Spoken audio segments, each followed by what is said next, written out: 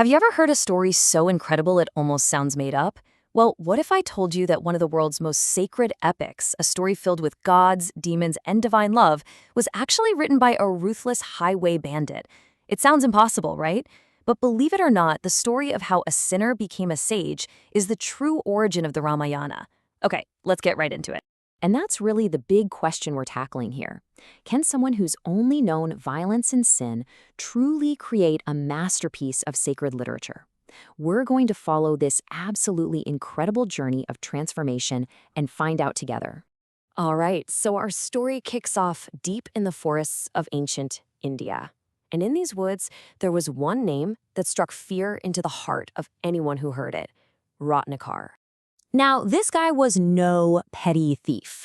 He was a merciless dacoit who lived by the sword. He'd rob anyone, travelers, merchants, even holy sages, without a moment's hesitation. For Ratnakar, things like mercy or Dharma, they were just words.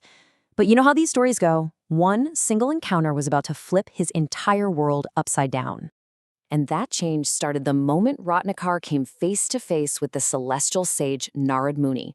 Now, this wasn't just some random run-in. This was the turning point that would set a killer on the path to becoming one of the most legendary poets in history. So, Ratnakar stops Narad, ready to rob him. But instead of being afraid, Narad just calmly asks him this one simple question. You do all this for your family, right? But will they share in the sin that comes with it? This completely shook Ratnakar. He ran home, asked his family, and they all said, no way. He was shattered. When he went back to Narad, the sage told him the path to redemption was to chant the name Ram. But Ratnakar's life had been so full of darkness, he couldn't even say the sacred word. All that would come out was Mara, Mara, which means death. And here's the beautiful irony. By repeating the word for death over and over, his new life was about to begin. So following Narad's advice, Ratnakar sat down right there under a tree and started his chant. And listen, we are not talking about a quick 20-minute meditation here. This was a penance that would stretch across ages. Days bled into years. Seasons came and went. He sat so incredibly still, so lost in his chant, that the forest literally started to reclaim him. An anthill, which is called Valmiki in Sanskrit, grew all the way over his body, completely covering him. When he finally emerged, millennia later, the man they called Ratnakar was gone. Just gone. And that's where he gets his new name, which is just perfect. Because he came out of that Valmiki, that anthill, he became known as Valmiki. It literally means he who was born from the anthill. The dacoit was dead, and a great sage had taken his place. So we've made a huge leap, right? Ratnakar the dacoit is now Valmiki the sage. But he's not yet Valmiki the poet. For the epic Ramayana to be born, it needed one last thing: a powerful spark of pure, soul-shaking emotion. And that spark came one day while Valmiki was walking along the peaceful Tamasa River. He stopped for a moment to watch a pair of swans, totally wrapped up in their own little world, in a beautiful moment of courtship. Just a perfect picture of peace and love. And then, out of nowhere, bam!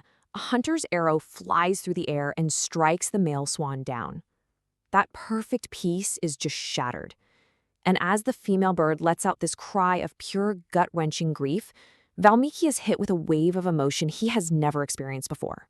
This deep, overwhelming sorrow and compassion.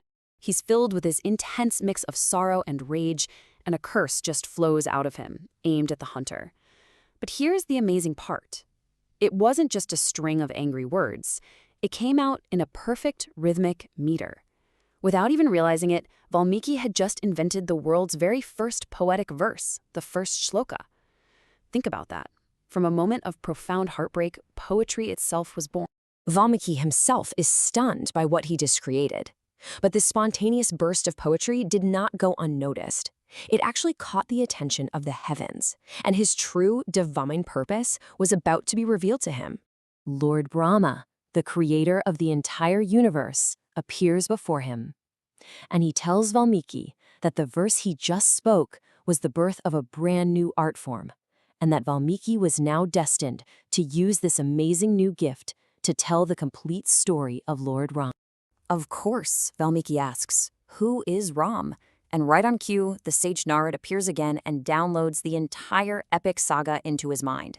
The whole story. A divine prince from Ayodhya, his marriage to Sita, the court intrigue, the long years of exile, the kidnapping of his wife by the demon king Ravana, and the massive war in Lanka to win her back, the whole shebang. And this right here is the most crucial point of all. The Ramayana isn't just an adventure story. It's an epic that was literally born from empathy. Just as the grief he felt for the swan awakened the poet inside Valmiki, it was that exact same compassion that gave him the power to write one of the most beloved stories in all of human history. So there you have it. A Dacoit becomes a sage, and grief becomes poetry. An absolutely incredible journey. But guess what? The story of the Ramayana itself is only just beginning. In our next explainer, we have to ask, how on earth were 4 divine brothers born from a single king's wish? And what was the one promise that would set this entire epic into motion? You are not going to want to miss that. Join us next time to find out.